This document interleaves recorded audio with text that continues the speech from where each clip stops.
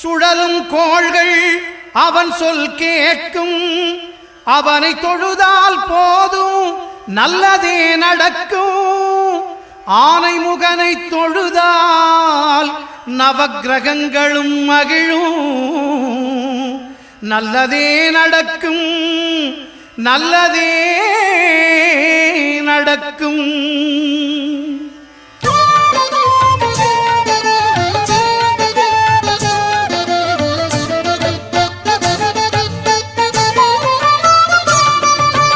ஒன்பது கோளும் ஒன்றாய் காண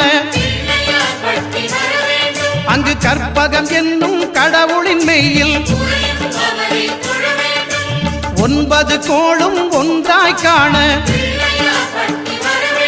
அங்கு கற்பகம் என்னும் கடவுளின் மெய்யில்.